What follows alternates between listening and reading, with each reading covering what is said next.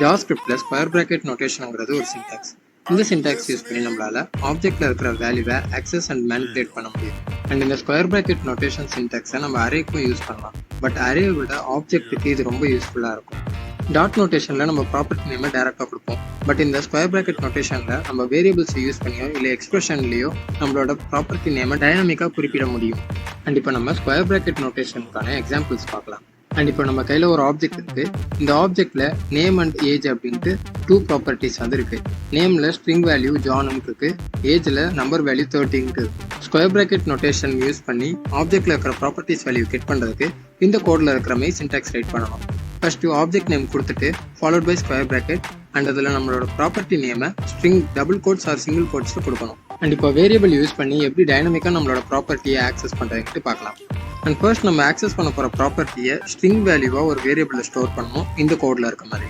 And அதுக்கப்புறம் object type பண்ணிட்டு followed by square bracket and அந்த ஸ்கொயர் பிராக்கெட்குள்ள நம்ம ப்ராப்பர்ட்டி நேம் ஸ்டோர் பண்ணி வச்சிருக்க வேரியபிள் வந்து பாஸ் பண்ணணும். ஸோ இப்படி பண்ணும்போது அந்த ஆப்ஜெக்ட்ல நம்ம பாஸ் பண்ண ப்ராப்பர்ட்டி நேம் மேட்ச் ஆச்சுன்னா அந்த ப்ராப்பர்ட்டியோட வேல்யூ வந்து ரிட்டர்ன் ஆகும். And square bracket notation use பண்ணி நீங்கள் ஆப்ஜெக்ட்ல இருக்கிற ப்ராப்பர்ட்டி வேல்யூஸை சேஞ்ச் பண்ண முடியும் இந்த கோடில் இருக்க மாதிரி. ஃபர்ஸ்ட் ஆப்ஜெக்ட் நேம் கொடுத்துட்டு ஃபாலோட் பை ஸ்கொயர் பிராக்கெட் எந்த ப்ராப்பர்ட்டி வேல்யூ நீங்கள் சேஞ்ச் பண்ண போறீங்களோ அந்த ப்ராப்பர்ட்டியோட நேம், எக்ஸாம்பிளுக்கு ஏஜ், அண்ட் ஈக்குவல் டு கொடுத்துட்டு நியூ வேல்யூ வந்து நீங்கள் கொடுக்கணும். இங்கே 31 நான் கொடுத்துருக்கேன். ஸோ ப்ரீவியஸாக ஏஜ் வந்து 13 இருந்தது.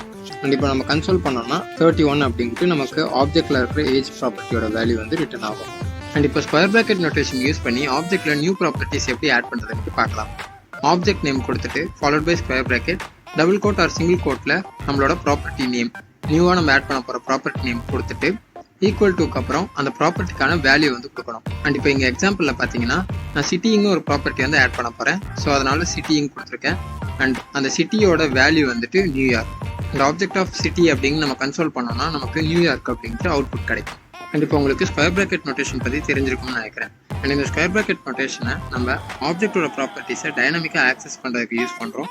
அண்ட் அது மட்டும் இல்லாமல் சில நேரங்களில் ஜாவாஸ்கிரிப்ட் ஆப்ஜெக்டில் ப்ராப்பர்ட்டி நேம்ஸ் வேலிடாக இல்லாத டைமில், ஃபார் எக்ஸாம்பிள் அந்த ப்ராப்பர்ட்டி நேம் ஸ்பெஷல் கேரக்டர்ஸில் இருக்கலாம், இல்லை ஸ்பேஸ் இருக்கலாம், இல்லைனா அந்த ப்ராப்பர்ட்டி நேம் நம்பரில் ஆரம்பிக்கலாம். ஸோ இந்த மாதிரி ப்ராப்பர்ட்டிஸை ஆக்சஸ் பண்ணுறதுக்கும் இந்த ஸ்கொயர் பிராக்கெட் நோட்டேஷன் வந்து யூஸ்ஃபுல்லாக இருக்கும். அண்ட் இந்த வீடியோ உங்களுக்கு யூஸ்ஃபுல்லாக இருந்ததுன்னு நினச்சிங்கன்னா லைக் பண்ணி சப்போர்ட் பண்ணுங்கள். உங்கள் ஃப்ரெண்ட்ஸ் கூட ஷேர் பண்ணுங்கள்.